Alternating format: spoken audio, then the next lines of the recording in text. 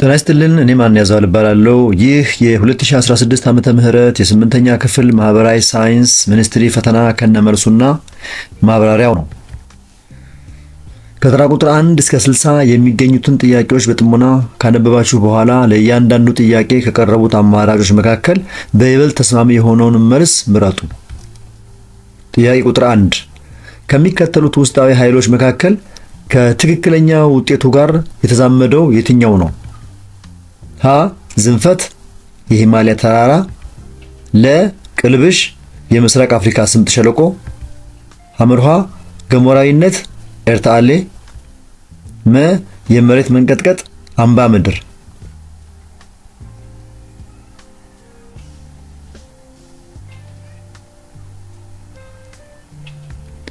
መልሱ ገሞራዊነት ወይም ኤርታሌ የሚለው ነው። ውስጣዊ ኃይሎች እንደ ዝንፈት ፎልዲንግ፣ ቅልብሽ ፎልቲንግ፣ ገሞራዊነት ቮልካኒዝም እና የመሬት መንቀጥቀጥ ያሉ የምድር እንቅስቃሴዎች ናቸው።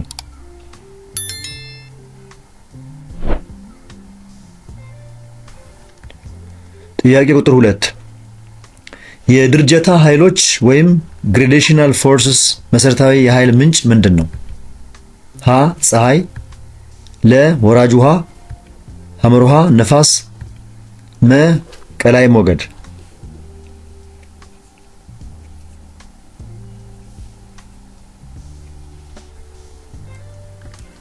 መልሱ ፀሐይ የሚለው ነው። የድርጀታ ኃይሎች ወይም ግሬዴሽናል ፎርስስ የምድርን ገጽታ የሚያስተካክሉ ውጫዊ ኃይሎች ናቸው። ለምሳሌ መሸርሸር ወይም ኢሮዥን፣ መቦርቦር ወይም ዌዘሪንግ እና መጓጓዣ ወይም ትራንስፖርቴሽን። እነዚህ ኃይሎች መሰረታዊ የኃይል ምንጫቸው ፀሐይ ነው። ምክንያቱም ፀሐይ የአየር ሁኔታን፣ የውሃ ዑደትን፣ ነፋስን እና ሌሎችን ሂደቶች ይመራል ማለት ነው።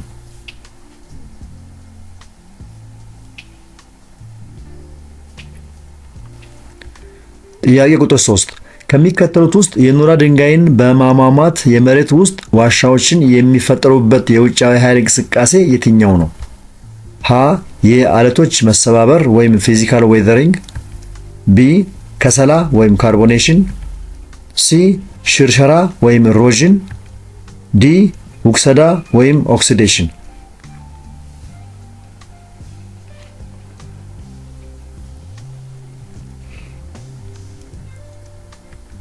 መልሱ ከሰላ ወይም ካርቦኔሽን የሚለው ነው። የመሬት ውስጥ ዋሻዎች በተለምዶ የኖራ ድንጋይ ወይም ስቶን በኬሚካዊ መቦርቦር ወይም ኬሚካል ዌዘሪንግ በሆነው ከሰላ ወይም ካርቦኔሽን ሂደት ይፈጠራሉ። ከሰላ የውሃና የካርበን ዳይኦክሳይድ ጥምረት ካርቦኒክ አሲድ በመፍጠር ኖራን ያሟሟል። ይህም ዋሻዎችን ይፈጥራል።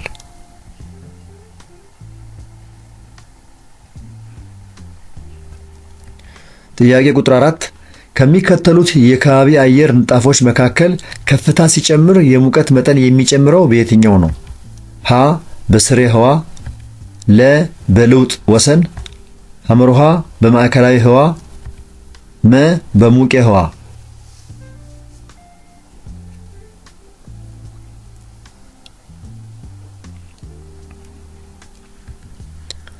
መልሱ በሙቄ ህዋ የሚለው ነው።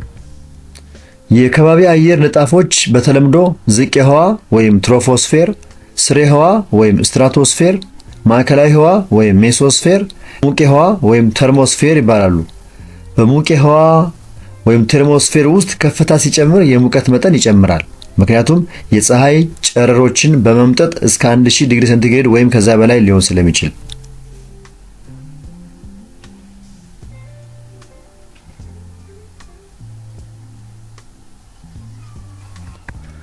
ጥያቄ ቁጥር 5 በከባቢ አየር ውስጥ የከፍተኛውን ድርሻ የሚይዘው ጋዝ የትኛው ነው? ሀ ናይትሮጅን፣ ለ ኦክሲጅን፣ ሐመርሃ ካርበን ዳይኦክሳይድ፣ መ አርገን።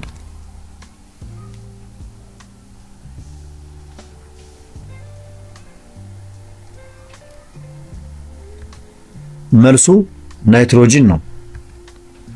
በምድር ከባቢ አየር ውስጥ ናይትሮጅን ወደ 78% የሚሆን ድርሻ ይይዛል። ኦክሲጂን 21 በመቶ፣ አርገን 0.3 በመቶ እና ካርቦን ዳይኦክሳይድ 0.0407 በመቶ ብቻ ነው። ስለዚህ ናይትሮጅን ትልቁን ድርሻ ይይዛል ማለት ነው።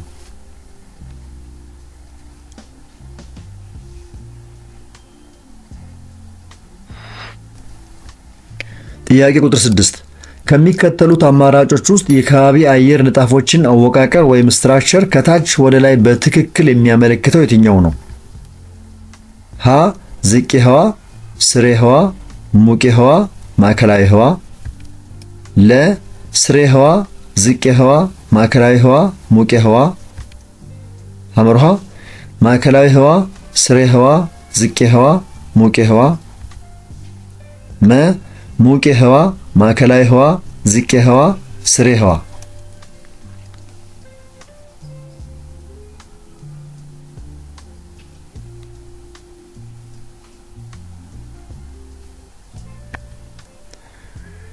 የከባቢ አየር ንጣፎች ከመሬት ወደ ላይ ቅደም ተከተል ዝቄ ህዋ፣ ስሬ ህዋ፣ ማዕከላዊ ህዋ፣ ሙቄ ህዋ ናቸው። ከተሰጡት አማራጮች ውስጥ ሙሉ ተዛማጅ የሆነ የለም። ስለዚህ ጥያቄው ምናልባት ጋይቱ ላይ የተወሰነ ስህተት ይታይበታል ማለት ነው። ትክክለኛው መልስ ግን በቀይ የተቀመጠው ነው።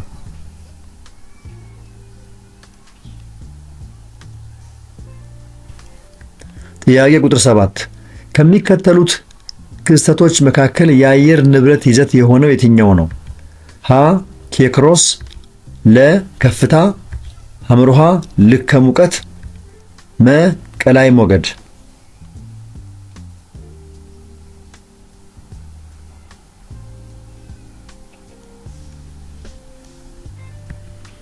መልሱ ልክ ከሙቀት የሚለው ሲሆን የአየር ንብረት ወይም ክላይሜት ይዘቶች ሙቀት፣ ዝናብ፣ እርጥበት፣ ነፋስ ወዘተ ያካትታሉ። ልክ ከሙቀት የአየር ንብረት ዋነኛ አካል ነው።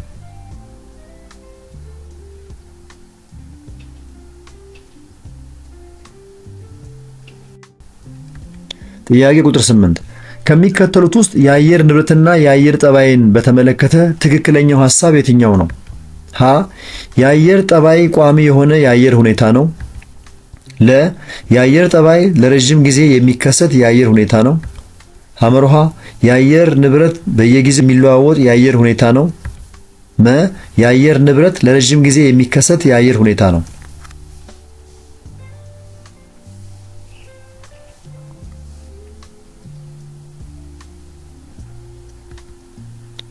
መልሱ የአየር ንብረት ለረጅም ጊዜ የሚከሰት የአየር ሁኔታ ነው።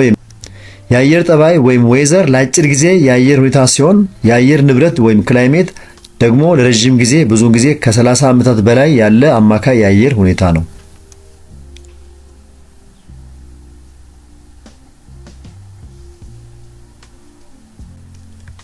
ጥያቄ ቁጥር 9 ከሚከተሉት አማራጮች ውስጥ በምጣኔ ሀብትና በሰዎች ደህንነት ላይ አሉታዊ ተጽዕኖ የሚያሳድረው ክስተት የትኛው ነው? ሀ የአየር ጠባይ ለውጥ፣ ለ የወቅቶች መፈራረቅ፣ ሐመርሃ የአየር ንብረት ለውጥ፣ መ የቀንና ሌሊት መፈራረቅ።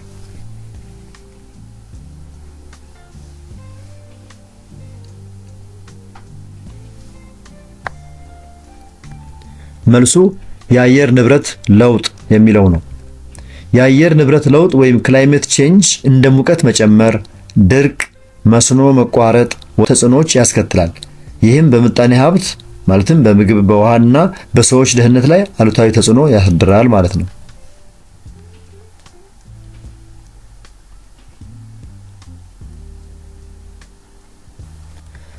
ጥያቄ ቁጥር 10 ዋነኛው የባህል ማስተላለፊያ መሳሪያ ምንድን ነው? ሀ ምልክት፣ ለ ሃይማኖት፣ ሐመርሃ ቅርስ፣ መ ቋንቋ።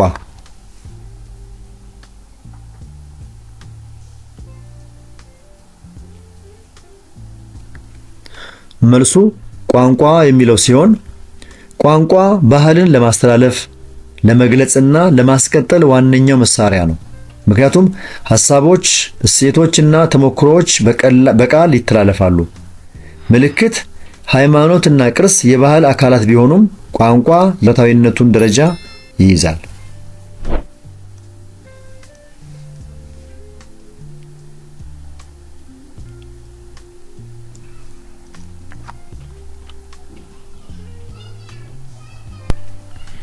ጥያቄ ቁጥር 11 ከሚከተሉት አማራጮች መካከል የሰው ልጅ ማህበራዊነት መገለጫ ያልሆነው የትኛው ነው?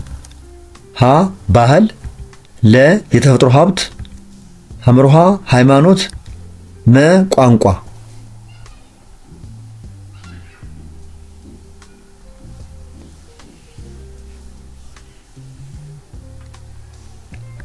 መልሱ የተፈጥሮ ሀብት የሚለው ነው።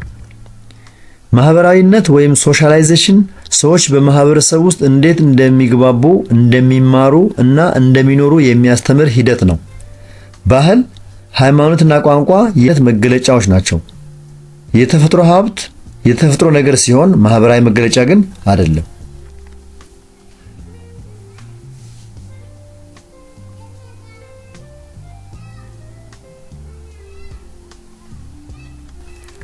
ጥያቄ ቁጥር 12 አንድ ማህበረሰብ የራሱን ባህል በመተው የሌላውን ጠቅልሎ ሲቀበል ሂደቱ ምን ይባላል? ሀ መዋሃድ ወይም አሲሚሌሽን፣ ለ መወራረስ ወይም አካልቸሬሽን፣ ሐመርሃ ስርጸት ወይም ዲፊውዥን፣ መ ፈጠራ ወይም ኢንቬንሽን።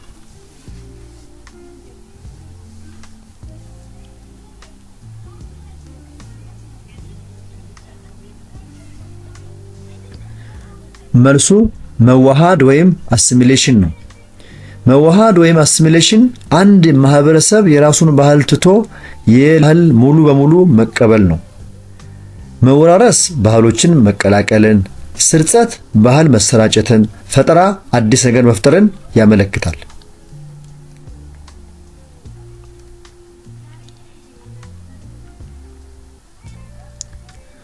ጥያቄ ቁጥር 13 ከመጀመሪያ ደረጃ ምጣኔ ሀብታዊ እንቅስቃሴዎች መካከል ከፍተኛውን ድርሻ የሚይዘው የትኛው ነው? ሀ አሳ ማስገር፣ ለ ግብርና፣ ሐመርሃ ማዕድን ቁፋሮ፣ መ የደን ልማት።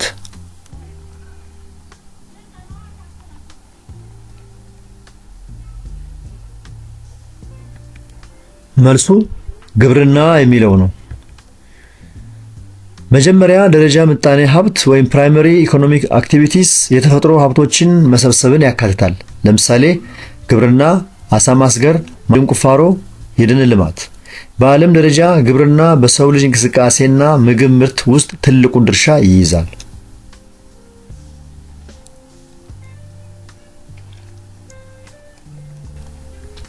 ጥያቄ ቁጥር 14 ከሚከተሉት ውስጥ በሶስተኛ ደረጃ ምጣኔ ሀብታዊ እንቅስቃሴ ውስጥ የሚመደበው የትኛው ነው? ሀ እርሻ ስራ፣ ለ ማዕድን ቁፋሮ፣ ሐመርሃ ንግድ፣ መ ኢንዱስትሪ።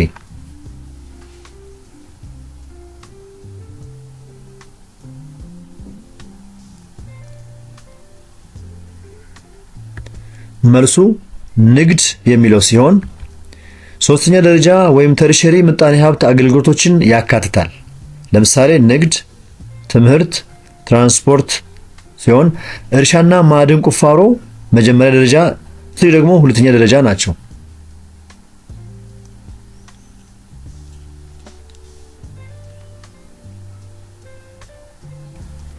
ጥያቄ ቁጥር 15 ከዓለም አህጉራት መካከል ከፍተኛ የአሳ ምርት ተጠቃሚ የሆነው የትኛው ነው?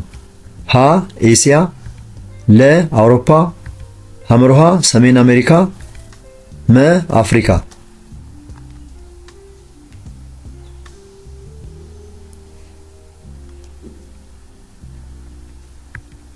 መልሱ ኤሲያ ነው። ኤሲያ በተለይ እንደ ቻይና፣ ጃፓን እና ህንድ ያሉ አገሮች በመኖራቸው በዓለም ደረጃ ትልቁን የአሳ ምርት ድርሻ ይይዛል። ቻይና ብቻዋን በአሳ ማስገርና በውሃ ልማት የዓለም መሪ ነች። ይህም ኤሲያን ከፍተኛ ተጠቃሚ ያደርጋታል።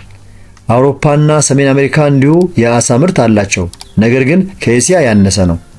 አፍሪካ ደግሞ በአንጻሩ ዝቅተኛ ድርሻ አላት።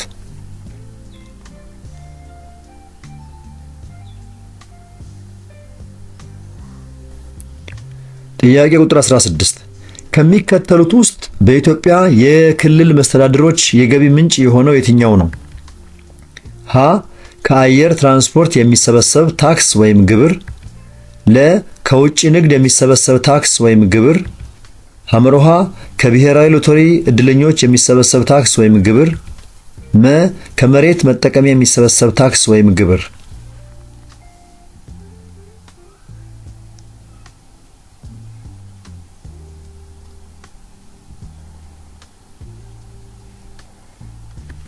መልሱ ከመሬት መጠቀሚያ የሚሰበሰብ ታክስ ወይም ግብር የሚለው ሲሆን በኢትዮጵያ የ1995 ሕገ መንግሥት መሠረት የክልል መስተዳድሮች የገቢ ምንጮች በአንቀጽ 97 ተደንግገዋል። ከመሬት መጠቀሚያ የሚሰበሰብ ታክስ ለክልሎች ዋነኛ የገቢ ምንጭ ነው። ምክንያቱም መሬት የክልል መንግስታት ስልጣን ያለ ሀብት ነው። ከአየር ትራንስፖርት እና ከውጭ ንግድ የሚሰበሰብ ታክስ የፌዴራል መንግስት ስልጣን ስር ነው። ከሎተሪ የሚገኘው ገቢ በተለምዶ ብሔራዊ ደረጃ ይተዳደራል ነው።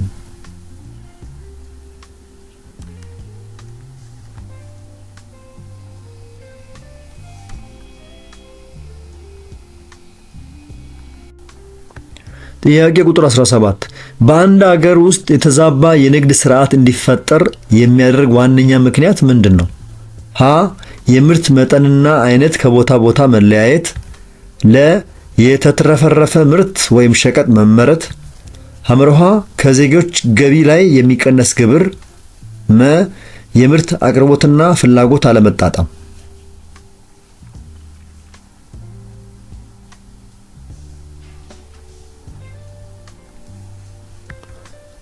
መልሱ የምርት አቅርቦትና ፍላጎት አለመጣጣም የሚለው ሲሆን የተዛባ የንግድ ስርዓት ወይም ትሬድ ኢምባላንስ ማለት አንድ ሀገር ወደ ውጪ ከምትልከው የምታስገባው ወይም በተቃራኒው መጠን ሲለያይ ነው። ይህ የሚከሰተው ዋነኛው ምክንያት የአቅርቦትና ፍላጎት አለመጣጣም ሲሆን ለምሳሌ አገር ፍላጎቷን ለማሟላት ተጨማሪ ሸቀጥ መግዛት ስትፈልግ ማለት ነው።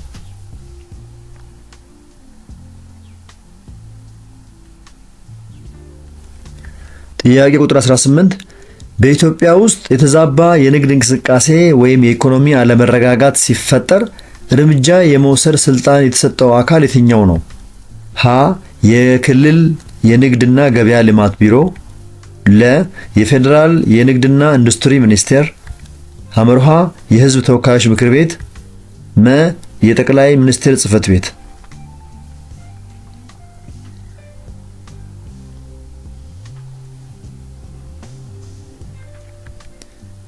መልሱ የፌዴራል ንግድና ኢንዱስትሪ ሚኒስቴር የሚለው ነው። በኢትዮጵያ የ1995 ሕገ መንግሥት መሠረት የንግድና የኢኮኖሚ መረጋጋት ጉዳዮች በፌዴራል መንግስት ስልጣን ስር ይወድቃሉ። የፌዴራል የንግድና ኢንዱስትሪ ሚኒስቴር የንግድ ሚዛን መቆጣጠር፣ የኤክስፖርትና ኢምፖርት ፖሊሲዎችን መቅረጽ እና የኢኮኖሚ አለመረጋጋትን መፍታት ተግባሩ ነው።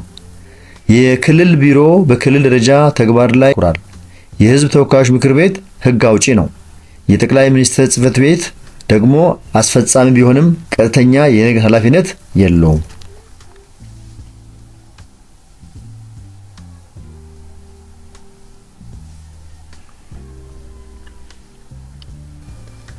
ጥያቄ ቁጥር 19 ከሚከተሉት ውስጥ የአንድ ሀገር መንግስት የግብር ምንጭ የሆነ አካል የትኛው ነው? ሀ የተባበሩት መንግስታት ድርጅት፣ ለ የዓለም ባንክ፣ ሐመርሃ የሀገሪቱ ዜጎች፣ መ ዓለም አቀፍ ቀይ መስቀል።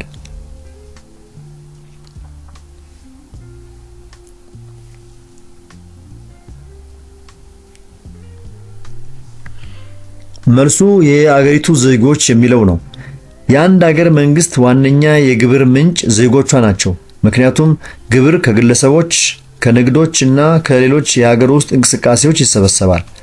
የተባበሩት መንግስታትና የዓለም ባንክ ዓለም አቀፍ ድርጅቶች ሲሆኑ ብድር ወይም ድጋፍ ሊሰጡ ይችላሉ፣ ነገር ግን መደበኛ የግብር ምንጭ አይደሉም። ዓለም አቀፍ ቀይ መስቀል ደግሞ መንግስታዊ ያልሆነ የሰብአዊ ድርጅት ነው።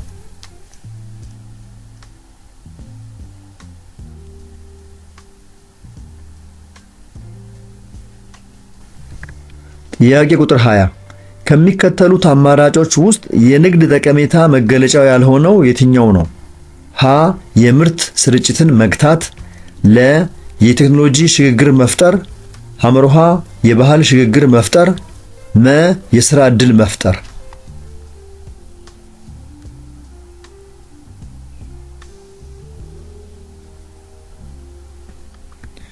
መልሱ የምርት ስርጭትን መግታት የሚለው ነው። ንግድ የምርት ስርጭትን ያበረታታል እንጂ አይገታም። ስለዚህ የምርት ስርጭትን መግታት የንግድ ጠቀሜታ መግለጫ አይደለም።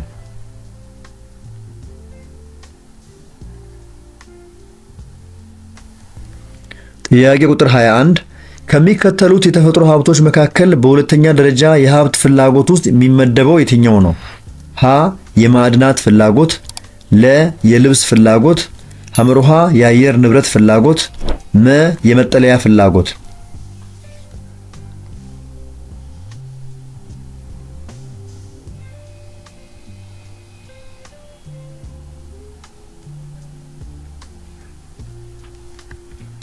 መልሱ የልብስ ፍላጎት የሚለው ነው። በማስሎ የፍላጎት ተዋረድ ወይም ሶርስ ኦፍ ማስሎስ ሃይራርኪ ኦፍ ኒድስ ፍላጎቶች በደረጃ ይከፋፈላሉ። መጀመሪያ ደረጃ ወይም ፊዚዮሎጂካል ኒድስ ምግብ፣ ውሃ፣ አየር፣ መጠለያን ያካትታል። ሁለተኛ ደረጃ ወይም ሴፍቲ ኒድስ ደህንነት፣ መጠለያና ልብስ ይገኙበታል። ልብስ ሁለተኛ ደረጃ ፍላጎት ነው ማለት ነው። ማዕድናት እና የአየር ንብረት ቀጥተኛ ፍላጎት አይደሉም። መጠለያ ደግሞ የመጀመሪያ ደረጃ ነው።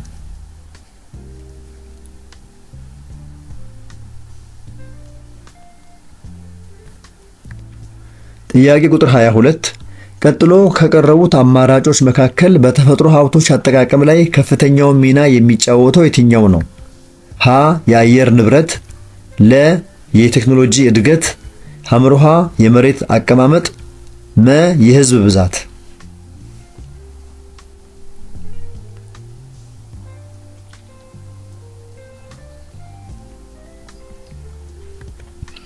መልሱ የቴክኖሎጂ እድገት የሚለው ነው። የተፈጥሮ ሀብቶች አጠቃቀም በቴክኖሎጂ እድገት ላይ በእጅጉ የተመካ ነው። ምክንያቱም ቴክኖሎጂ ሀብቶችን መሰብሰብ፣ ማቀነባበር እና መጠቀምን ያሳድጋል። የአየር ንብረት እና የመሬት አቀማመጥ ሀብቶችን ይነካሉ። የህዝብ ብዛት ፍላጎትን ይጨምራል፣ ነገር ግን ቴክኖሎጂ የአጠቃቀም ቅልጥፍናን ይወስናል።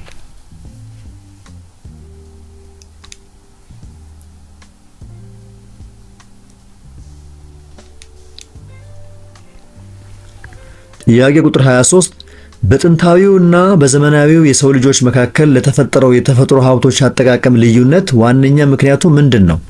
ሀ የቋንቋ እድገት፣ ለ የከባቢ አየር ለውጥ፣ ሐመሩሃ የስልጣኔ ምጥቀት፣ መ የብዝሃ ባህል መዳበር።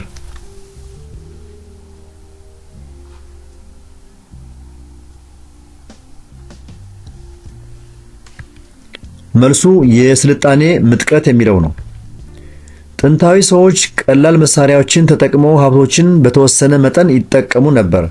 ዘመናዊ ሰዎች ግን በስልጣኔ ምጥቀት ምክንያት የተሻሻሉ ቴክኖሎጂዎችን ተጠቅመው ሀብቶችን በስፋት ይጠቀማሉ።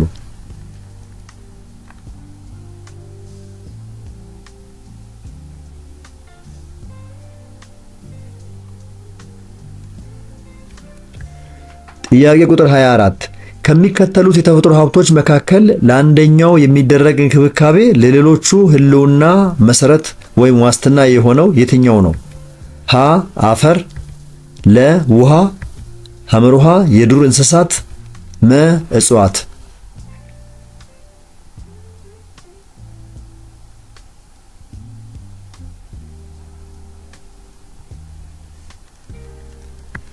መልሱ ውሃ የሚለው ሲሆን ውሃ ለሁሉም ህይወት መሰረት ነው። አፈር፣ እጽዋት እና የዱር እንስሳት ለመኖር ውሃ ይፈልጋሉ። ከሌለ ሌሎች ሀብቶች መኖር አይችሉም። ስለዚህ የውሃ እንክብካቤ ለሁሉም ዋስትና ነው ማለት ነው።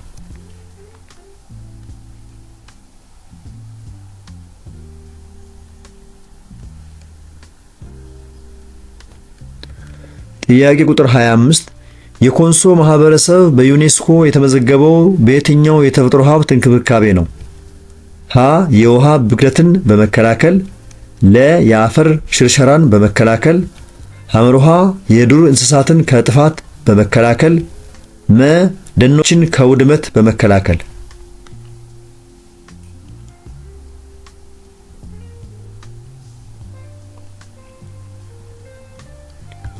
መልሱ የአፈር ሽርሸራን በመከላከል የሚለው ነው።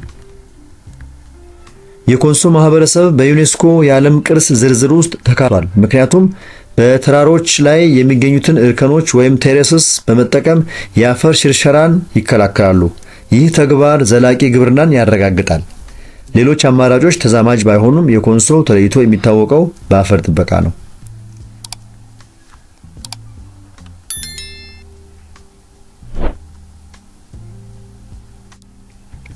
ጥያቄ ቁጥር 26 ከሚከተሉት አማራጮች መካከል የአፈር መሸርሸርን ሂደት በተመለከተ ትክክለኛው ሐሳብ የትኛው ነው?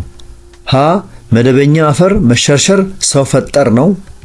ለ ጂኦሎጂካል አፈር መሸርሸር ሰው ፈጠር ነው። ሐመርሃ የተፋጠነ አፈር መሸርሸር ሰው ፈጠር ነው። መ የተፋጠነ አፈር መሸርሸር ተፈጥሯዊ ነው።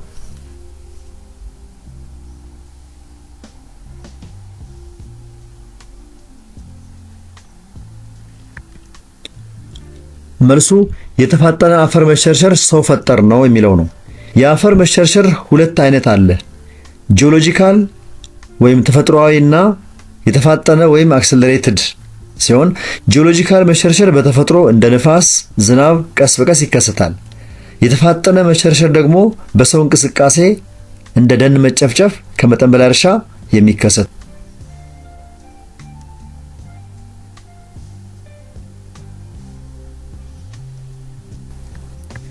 ጥያቄ ቁጥር 27 የተቃራኒ ወገኖችን ፍቃደኝነት ከግምት ውስጥ ሳያስገባ በሕግ አግባብ ውሳኔ የመስጠት ሂደት ምን ይባላል?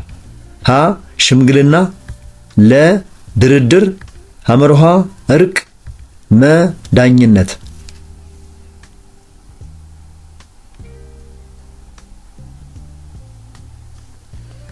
መልሱ ዳኝነት ነው። ዳኝነት የተቃራኒ ወገኖችን ፍቃደኝነት ሳይጠይቅ በሕግ መሰረት ዳኛ ወይም የተመደበ አካል የሚወሰንበት ሂደት ነው። ሽምግልና፣ ድርድርና እርቅ የወገኖችን ፍቃደኝነትን ይጠይቃሉ። ነገር ግን ዳኝነት ተግባር አስገዳጅ ውሳኔ መስጠት ነው።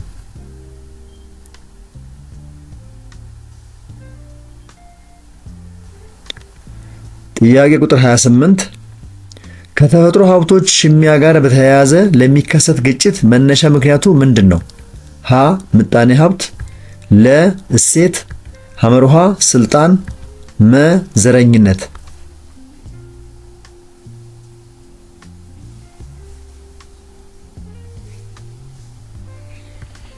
መልሱ ምጣኔ ሀብት የሚለው ነው።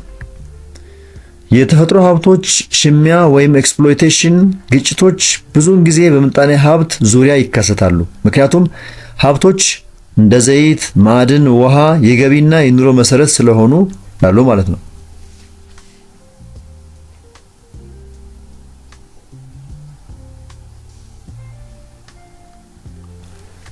ጥያቄ ቁጥር 29 ከሚከተሉት አማራጮች መካከል ካሳ ኃይሉ የዘመነ መሳፍንት ገዢዎችን ድል ያደረጉባቸውን ጦር ግንባሮች በትክክል የሚገልጸው ጥምረት የትኛው ነው? ሀ ጉራምባ ብሩ አሊጋዝ፣ ለ አይሻል ትንሹ ራስ አሊ፣ ሐመርሃ ጎርጎራ ቢችን ደጃዝማች ጎሹ፣ መ ደረስጌ ደጃዝማች ወንድሪያድ።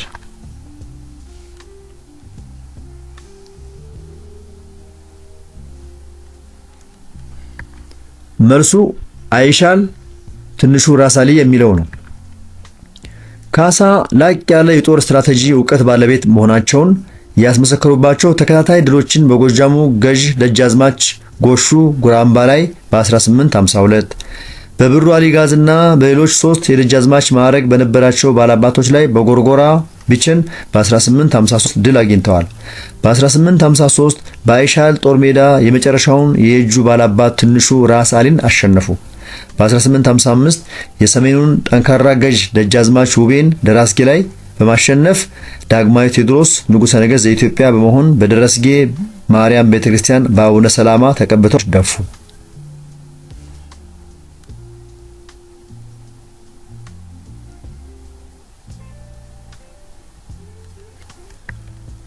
ጥያቄ ቁጥር 30 አፄ ዮሐንስ ከሸዋው ንጉስ ምኒልክ ጋር እንደ አውሮፓውያን አቆጣጠር በ1878 ዓ.ም ያደረጉት ስምምነት ምን ይባላል? ሀ የቦሩ ሜዳ ጉባኤ፣ ለ የውጫሌ ስምምነት፣ ሐመርሃ የልቼ ስምምነት፣ መ የአዲስ አበባ ስምምነት።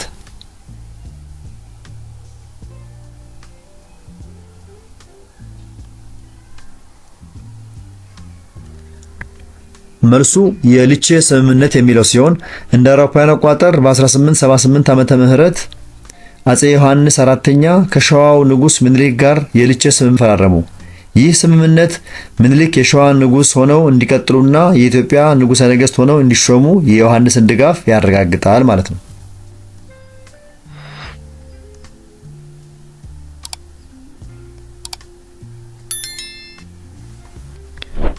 ጥያቄ ቁጥር 31 ከሚከተሉት መካከል እንደ አውሮፓውያን አቆጣጠር በ1876 ዓመተ ምህረት ወደ ሸዋ የመጣው የጣሊያን መልእክተኞች ዋና ዓላማ ምን ነበር? ሀ የሳይንስ ጥናት ማድረግ፣ ለ ጂኦግራፊያዊ አሰሳ ማካሄድ፣ ሐመርሃ የቱሪዝም ጉዞ ማድረግ፣ መ የቅኝ ግዛት ጥናት ማካሄድ።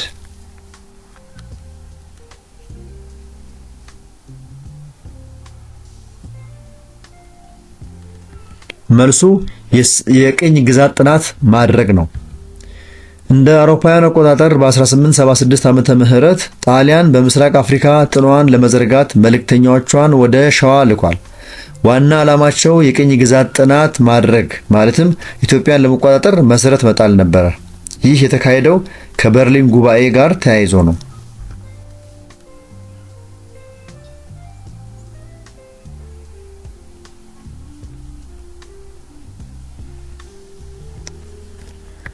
ጥያቄ ቁጥር 32 የኢትዮጵያ የ19ኛው ክፍለ ዘመን የሲራራ ንግድ በሰሜን ምዕራብ አቅጣጫ መስመር የመጨረሻ መዳረሻው የትኛው ነው?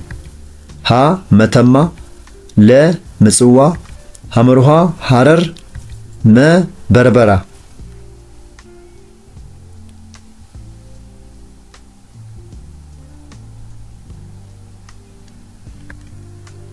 መልሱ መተማ ሲሆን በ19ኛው ክፍለ ዘመን የሲራራ ንግድ ማለትም የባሪያ ወርቅ፣ ዝሆን ጥርስ ንግድ በሰሜን ምዕራብ ኢትዮጵያ ተካሂዶ የመጨረሻ መዳረሻው መተማ ነበር።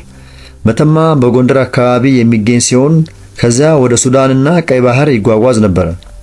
ምጽዋ፣ ሐረርና በርበራ የተለያዩ ንግድ መስመሮች መዳረሻ ቢሆኑም ለሰሜን ምዕራብ መተማ ትክክለኛው መልስ ነው።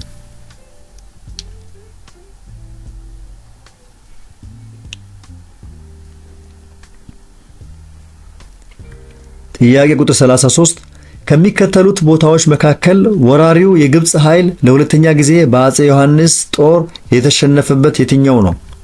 ሀ አካለ ጉዛይ፣ ለ ጉራ፣ ሐመርሃ ጉንደት፣ መ አድዋ።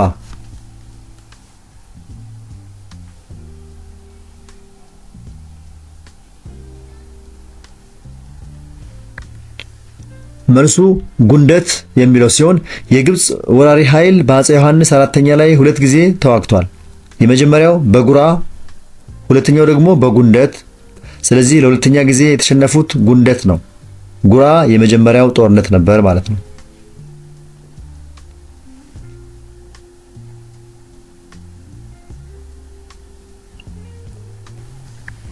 ጥያቄ ቁጥር 34 እንደ አውሮፓውያን አቆጣጠር በ1884 ዓመተ ምህረት የተደረገው የህይወት ስምምነትን በተመለከተ ትክክለኛ ሐሳብ የሆነው የትኛው ነው? ሀ ኢትዮጵያ የዘይላ ወደብ እንዲመለስላት ተወስኗል። ለ ኢትዮጵያ ከእንግሊዝ ጦር ጋር ጦርነት እንድታደርግ ተወስኗል። ሐመርሃ ኢትዮጵያ የተያዙባት ግዛቶች እንዲመለሱላት ተወስኗል። መ ኢትዮጵያ የአዱሉስ ወደብ እንዲመለስላት ተወስኗል።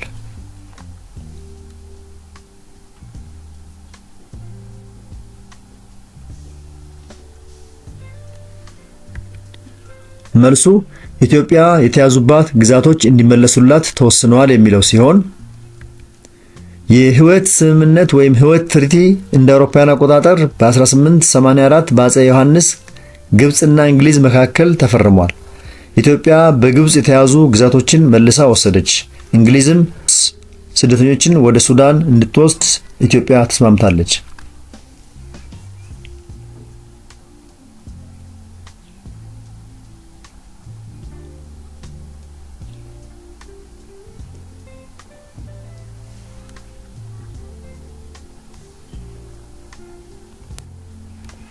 ጥያቄ ቁጥር 35 የጣሊያንና ኢትዮጵያ ግጭት መነሻ የሆኑት የውጫሌ ውል አንቀጾች የትኞቹ ናቸው?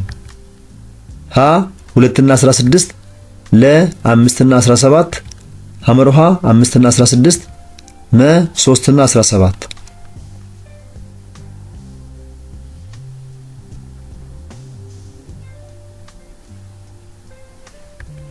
መልሱ 3 እና 17 የሚለው ነው። የውጫሌ ውል በ1889 በኢትዮጵያና ጣሊያን መካከል የተፈረመ ሲሆን አንቀጽ 3 ወይም የግዛት ወሰንና አንቀጽ 17 ኢትዮጵያ ጣሊያን ጥበቃ ስር መሆኗን በጣሊያንኛ ትርጉም ያመለክታል። በሁለቱ ቋንቋዎች ተለያይተው ተተርጉመዋል። ይህ አለመግባባት ወደ አድዋ ጦርነት መነሻ ሆኗል ማለት ነው።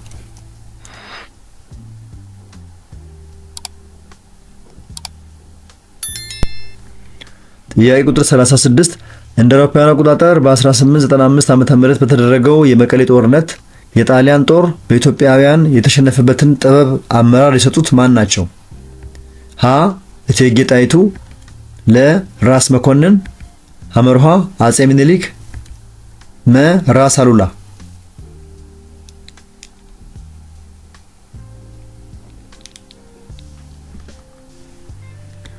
መልሱ አጼ ምኒልክ የሚል ሲሆን አጼ ምኒልክ የኢትዮጵያ ጦርን በመምራት ጣሊያንን በመቀሌ አሸንፈዋል። እቴጌ ጣይቱ ድጋፍ ሰጥተዋል። ራስ መኮንንና ራስ አሉላ ተሳታፊዎች ቢሆኑም ዋና አመራሩ የምኒልክ ነበር።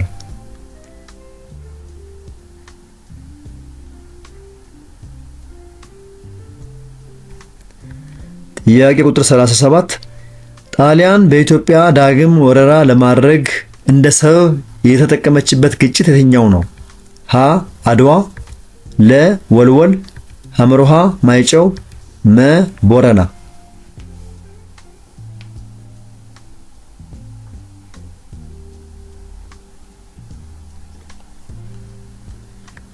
መልሱ ወልወል የሚል ሲሆን ጣሊያን በ1935 ሁለተኛው ወረራዋን ለመጀመር የወልወል ግጭትን እንደ ሰበብ ተጠቀመች። ይህ ግጭት በ1934 በኢትዮጵያና ጣሊያን መካከል ወደ ሁለተኛው የኢትዮ ጣሊያን ጦርነት መንገድ ከፍቷል። አድዋ የመጀመሪያው ጦርነት ነበር።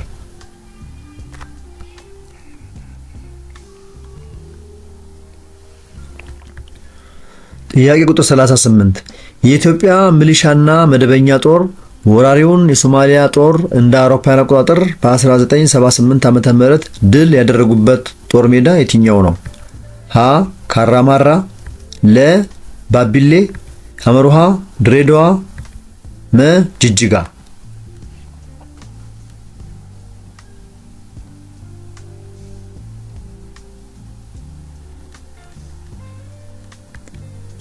መልሱ ካራማራ ነው። እንደ አውሮፓውያን አቆጣጠር በ1978 ዓመተ ምህረት የኦጋዴን ጦርነት ተካሂዷል። የኢትዮጵያ ሚሊሻና መደበኛ ጦር የሶማሊያ ወራሪዎችን በካራማራ አሸንፈዋል። ይህ ጦርነት በ1977 እስከ 1978 በደርግ መንግስት ዘመን ተጠናቋል።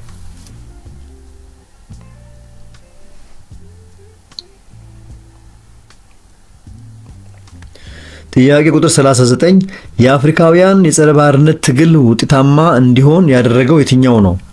ሀ የነጮች ሰብአዊነት እሳቤ፣ ለ የእንግሊዝ ወታደራዊ ዘመቻ፣ ሐመርሃ የባሪያዎች ዋጋ መቀነስ፣ መ የአፍሪካውያን መራራ ትግል።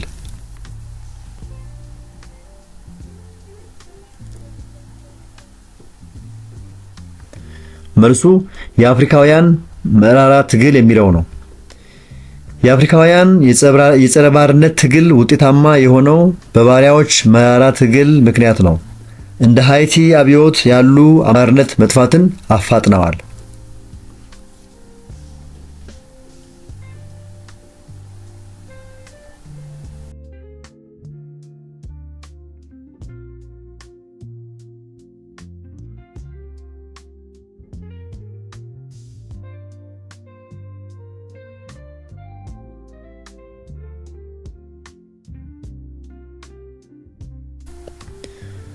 ጥያቄ ቁጥር 40 ከሚከተሉት አማራጮች መካከል የባሪያ ንግድን በተመለከተ ትክክለኛው ሐሳብ የትኛው ነው?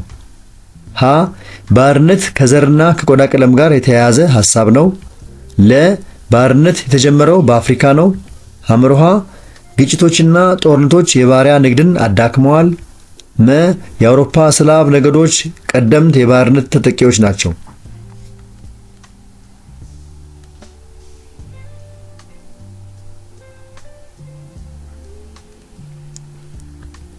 መልሱ የአውሮፓ ስላቭ ነገዶች ቀደምት የባርነት ተጠቂዎች ናቸው የሚለው ነው። ለረጅም ዘመን ከምስራቅና መካከለኛው አውሮፓ በተለይም የስላቭ ነገድ አባላት ወደ መካከለኛው ምስራቅና ሰሜን አፍሪካ ይላኩ ነበር። የአውሮፓውያን ስሌቭ የሚለው ቃል የተገኘው ስላቭ ከሚለው የነገዱ መጠሪያ ነው።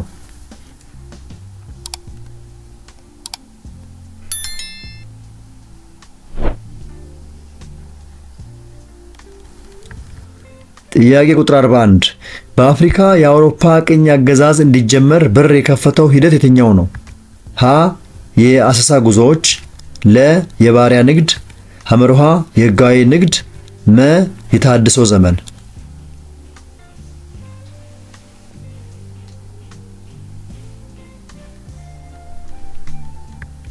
መልሱ የአሰሳ ጉዞዎች የሚለው ነው። የአውሮፓ ቅኝ አገዛዝ በአፍሪካ መጀመሩ በ15ኛውና 16ኛው ክፍለ ዘመን በተካሄዱ የአሰሳ ጉዞዎች ነው። እንደ ፖርቹጋል እና ስፔን ያሉ አገሮች የአፍሪካን የባህር ዳርቻ ካሰሱ በኋላ የንግድና የቅኝ ግዛት መሰረት ጥለዋል። የባሪያ ንግድ ከዚያ በኋላ የተስፋፋ ሲሆን የህጋዊ ንግድና የተሃድሶ ዘመን ቀጥተኛ መነሻዎች አልነበሩም።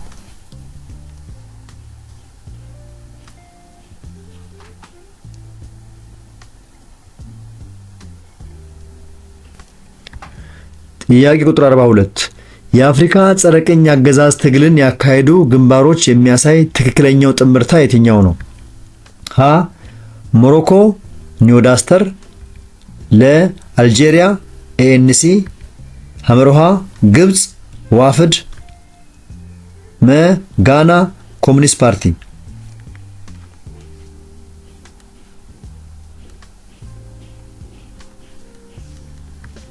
መልሱ ግብጽ ዋፍድ የሚለው ሲሆን የግብጽ የነጻነት ትግል የተመራው ሳዕድ ዛግሎል በተባለ ግብጽተኛ ነበር። ዛግሎል ዋፍድ የሚባል ፓርቲ በመመስረት ግብጾች ለነጻነታቸው እንዲታገሉ ይቀሰቅስ ነበር።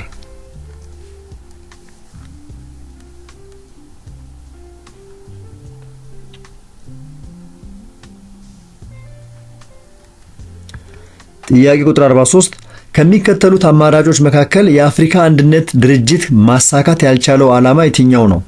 ሀ የአፍሪካ ህዝቦችን መግባባትና አንድነት ማምጣት፣ ለ የአፍሪካ ፖለቲካዊ ውህደትን መፍጠር፣ ሐመርሃ ቅኝ ግዛትን ማዳከምና ማስቆም መቻል፣ መ ኢምፔሪያሊዝምን ተጽዕኖ ማዳከም።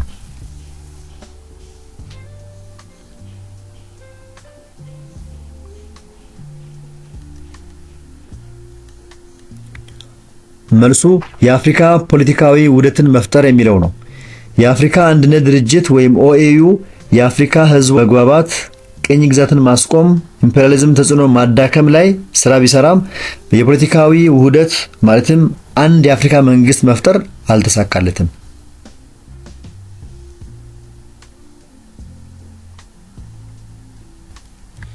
ጥያቄ ቁጥር 44 እንደ አውሮፓውያን አቆጣጠር በ1958 ዓ.ም በተካሄደው የአክራ ጉባኤ ተሳታፊ የነበረችው አፍሪካዊ ሀገር የትኛዋ ናት? ሀ ዚምባብዌ፣ ለ ዛምቢያ፣ ሐመርሃ ላይቤሪያ፣ መ ኬንያ።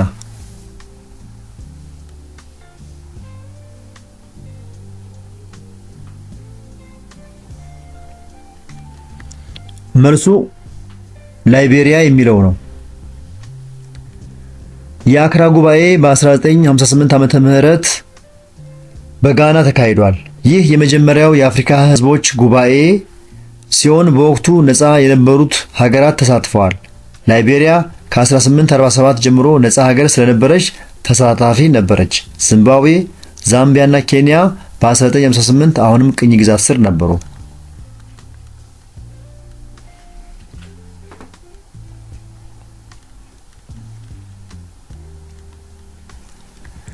ጥያቄ ቁጥር 45 ፖርቹጋላዊው አሳሽ ቫስኮ ደጋማ እንደ አውሮፓውያን አቆጣጠር በ1498 ዓመተ ምህረት ካልካታን ያገኘው በየትኛው ውቅያኖስ በኩል በማለፍ ነው? ሀ ሀ አትላንቲክ፣ ለ ህንድ፣ ሐመሩሃ ፓሲፊክ፣ መ አረቢያ።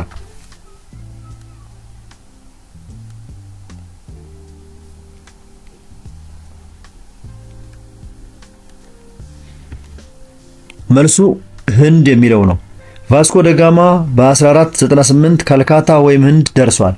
ከፖርቹጋል ጀምሮ የአፍሪካን ቀንድ ኬፕ ኦፍ ጉድ ሆፕ በማቋረጥ በህንድ ውቅያኖስ በኩል ተጓዘ። አትላንቲክ የመጀመሪያውን መንገድ ብቻ ይሸፍናል። ፓሲፊክ እና አረቢያ ተዛማጅ አይደሉም።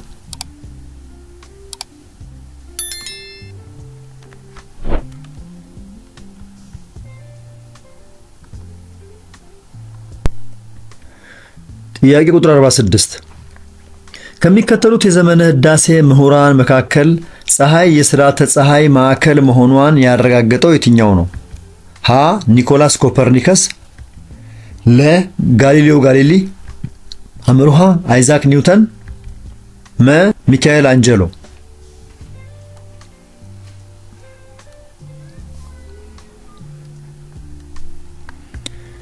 መልሱ ኒኮላስ ኮፐርኒከስ ሲሆን ኒኮላስ ኮፐርኒከስ በ1543 በጻፈው መጽሐፉ መሰረት ፀሐይ የስርዓተ ፀሐይ ማዕከል መሆን ሐሳብ አቅርቧል።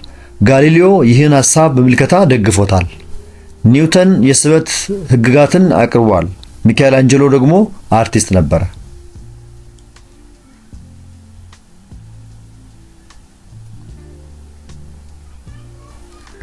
ጥያቄ ቁጥር 47 ማርቲን ሉተር የሮማ ካቶሊክ ቤተክርስቲያን ኃጢአት ማስተሰሪያ በማለት ተሰበስብ የነበረውን ገንዘብ በመተቸት የመቃወሚያ 95 ነጥቦች ያወጣው መቼ ነበር? ሀ ኦክቶበር 30 1516፣ ለ ኦክቶበር 31 1514፣ ሐመሩሃ ኦክቶበር 31 1517፣ መ ኦክቶበር 31 1516።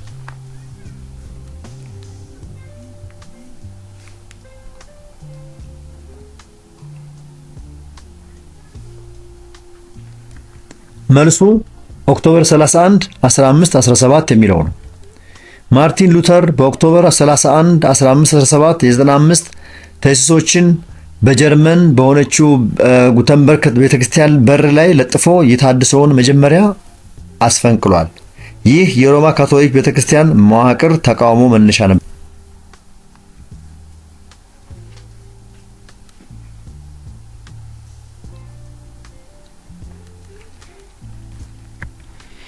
ጥያቄ ቁጥር 48 ከሚከተሉት ውጤቶች ውስጥ ከመጀመሪያው የኢንዱስትሪ አብዮት ምድብ ውስጥ የማይካተተው የትኛው ነው? ሀ እንፋሎት፣ ለ የድንጋይ ከሰል፣ ሐመሩሃ ብረት፣ መ ኬሚካል።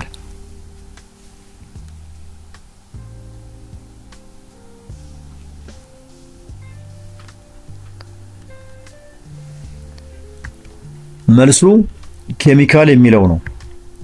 የመጀመሪያው የኢንዱስትሪ አብዮት 18ኛው ክፍለ ዘመን መገባደጃ አካባቢ በእንፋሎት የድንጋይ ከሰል እና ብረት ላይ የተመሰረተ ነበር። ኬሚካል በሁለተኛው አብዮት ዋነኛ መሳሪያ ነበር።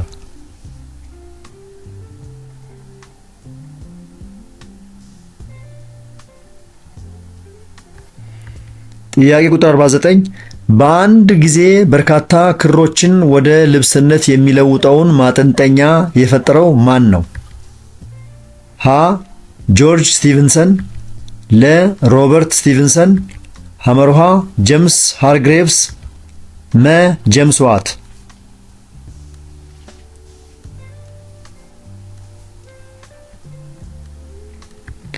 መልሱ ጄምስ ሃርግሬቭስ ነው። ጄምስ ሃርግሬቭስ በ1764 ማጠንጠኛ ጄኒ ወይም ስፒኒንግ ጄኒ ፈጠረ።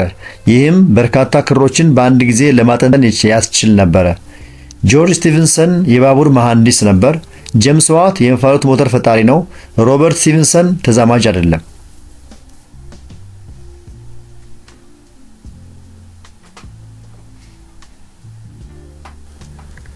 ጥያቄ ቁጥር 50 በቅድመ አንደኛ ዓለም ጦርነት ወቅት የነበረውን የፖለቲካና የኢኮኖሚ ፉክክር የሚያመላክት ጽንሰ ሐሳብ የትኛው ነው? ሀ ካፒታሊዝም፣ ለ ኒዮ ሊበራሊዝም፣ ሐመሩሃ ብሔርተኝነት፣ መ ኢምፔሪያሊዝም።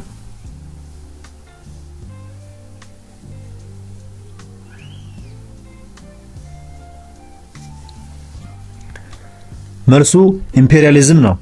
ቅድመ አንደኛው የዓለም ጦርነት ከ1914 በፊት የአውሮፓ ሀገሮች በኢምፔሪያሊዝም ስር ለቅኝ ግዛት፣ ለገበያና ለሀብት የነበራቸውን ፉክክር ያመለክታል። ቅኝነት ተዛማጅ ነበር፣ ነገር ግን ኢምፔሪያሊዝም ዋነኛው መንስኤ ነበር። ካፒታሊዝም የኢኮኖሚ ስርዓት ሲሆን ኒዮ ሊበራሊዝም ዘመናዊ ጽንሰ ሐሳብ ነው።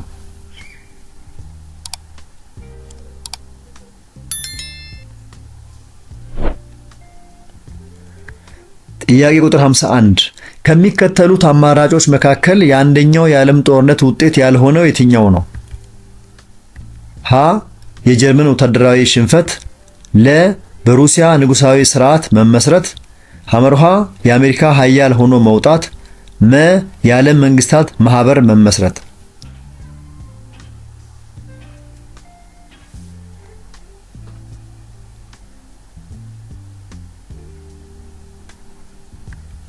መልሱ በሩሲያ ንጉሳዊ ስርዓት መመስረት ነው። የአንደኛው የዓለም ጦርነት ውጤቶች የጅረት የአሜሪካ መጠናከር እና የዓለም መንግስታት ማህበር መመስረትን ያካትታሉ።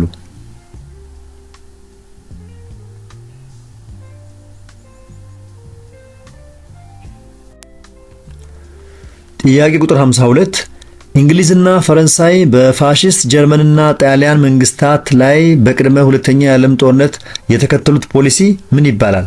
ሀ የማጥላላት፣ ለ የማግባባት፣ ሐመርሃ የግጭት፣ መ የወቀሳ።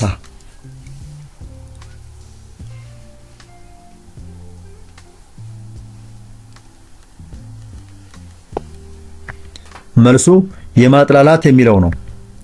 በ1930ዎቹ እንግሊዝና ፈረንሳይ የሂትለርንና ሞሶሎኒን የመስፋፋት ለመከላከል የማጥላላት ወይም አፒዝመንት ተከተሉ። ይህ በ1938 የሙኒክ ስምምነትን ያሳያል።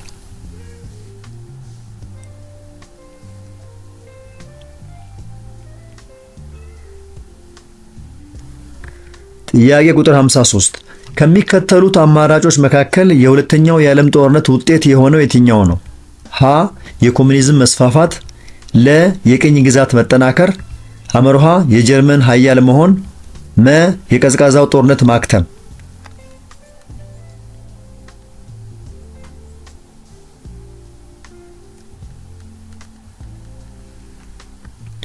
መልሱ የኮሙኒዝም መስፋፋት ነው። የሁለተኛው የዓለም ጦርነት ውጤት የኮሙኒዝም መስፋፋት በምስራቅ አውሮፓና ኤስያ ነበር።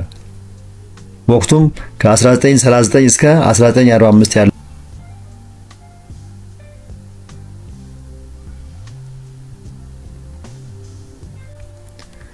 ጥያቄ ቁጥር 54 ከሚከተሉት ሐሳቦች መካከል ቀዝቃዛው ጦርነትን በትክክል የሚገልጸው የትኛው ነው? ሀ የካፒታሊዝምና ኮሙኒዝም ርዕዮተ ዓለም ጦርነት፣ ለ የካፒታሊዝምና ኮሙኒዝም ግልጽ ጦርነት፣ ሐመርሃ የጀርመንና አሜሪካ የርዕዮተ ዓለም ጦርነት፣ መ የጀርመንና አሜሪካ ግልጽ ጦርነት።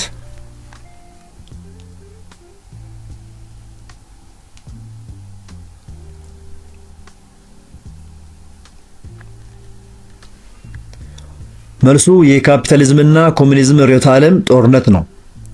ቀዝቃዛው ጦርነት ከ1947 እስከ 1991 በካፒታሊዝም ወይም አሜሪካና ኮሙኒዝም ሶቪየት ህብረት መካከል የርዕዮተ ዓለም ግጭት ነበር። ቀጥተኛ ጦርነትም አልነበረም።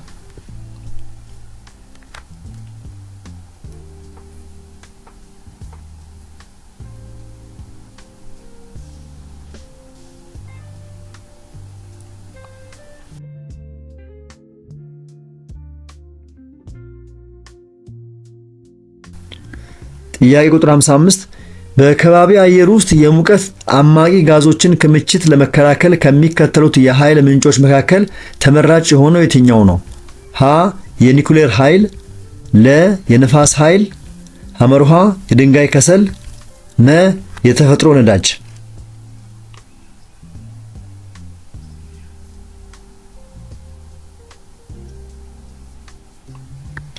መልሱ የነፋስ ኃይል የሚለው ነው።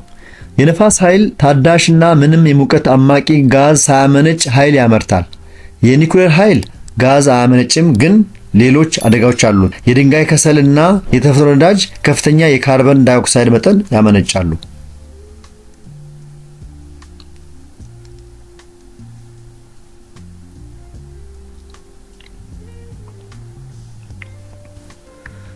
ጥያቄ ቁጥር 56 ከሚከተሉት ውስጥ ከባቢ አየርን በመበከል ከፍተኛውን ድርሻ የሚይዘው የትኛው ነው? ሀ የዱር እንስሳት፣ ለ እጽዋት፣ ሐመሮሃ ውስጣዊ ኃይሎች፣ መ የሰው ልጅ።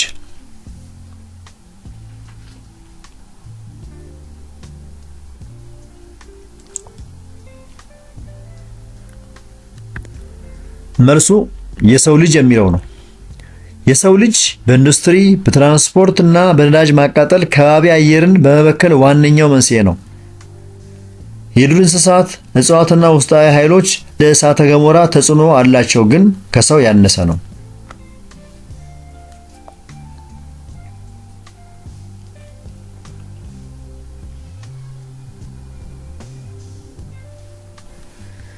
ጥያቄ ቁጥር 57 ከሚከተሉት አማራጮች ውስጥ የአየር ንብረት ለውጥን በተመለከተ ትክክለኛውን ሐሳብ የያዘው የትኛው ነው?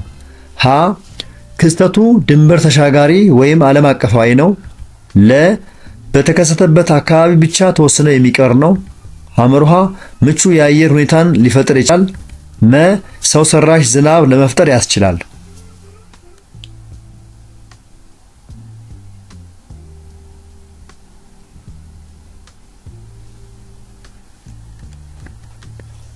መልሱ ክስተቱ ድንበር ተሻጋሪ ወይም ዓለም አቀፋዊ ነው የሚለው ነው።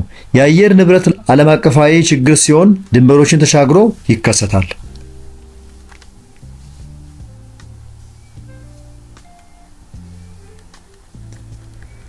ጥያቄ ቁጥር 58 ከሚከተሉት ውስጥ የአየር ብክለት ውጤት የሆነው የትኛው ነው?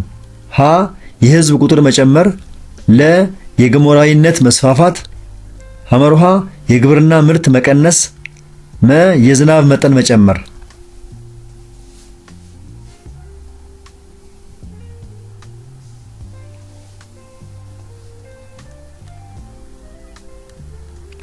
መልሱ የግብርና ምርት መቀነስ የሚለው ነው። የአየር ብክለት የአሲድ ዝናብ፣ የአፈር መበላሸት እና የእጽዋት መጎዳትን ያስከትላል። ይህም የግብርና መቀነስን ያስከትላል ማለት ነው።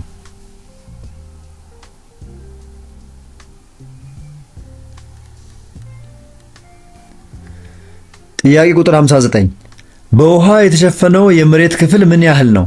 ሀ 29 በመቶ፣ ለ 50 በመቶ፣ ሐመሩሃ 71 በመቶ፣ መ 90 በመቶ።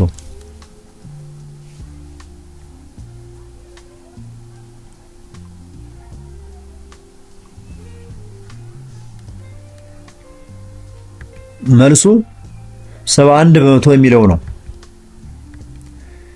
የምድር ገጽ 71 በመቶ በውሃ ማለትም ውቅያኖሶች፣ ሐይቆችና ወንዞች የተሸፈነ ሲሆን የተቀረው 29 በመቶ ደግሞ ደረቅ።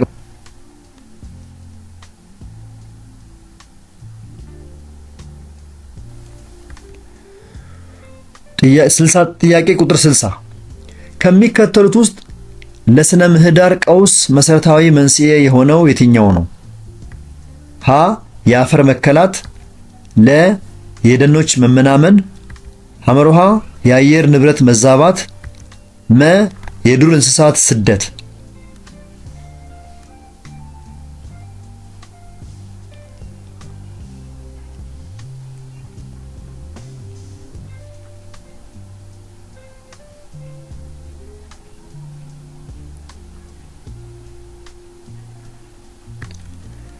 መልሱ የአየር ንብረት መዛባት የሚለው ነው።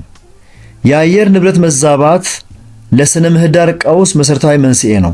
ምክንያቱም የሙቀት መጠን መጨመር፣ የዝናብ መዛባት እና የተፈጥሮ ስርዓት መበላሸትን ያስከትላል።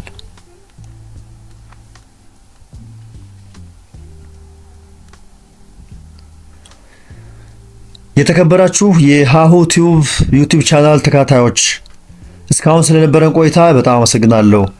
ይህ የማህበራዊ ሳይንስ የ2016 ዓ.ም የሚኒስትሪ ፈተና ጥያቄዎች መልሶቻቸውና ማብራሪያዎች ናቸው። ጥያቄዎቹና አስተያየቶቻችሁ በአስተያየት መስጫው ላይ ያስቀምጡ። ከተመቻችሁ ላይክ፣ ሼር እና ሳብስክራይብ ያድርጉ። በሌሎች ትምህርቶች እስከምንገናኝ ድረስ ለ8ኛ ክፍል ተማሪዎች መልካም የፈተና ጊዜ። አመሰግናለሁ።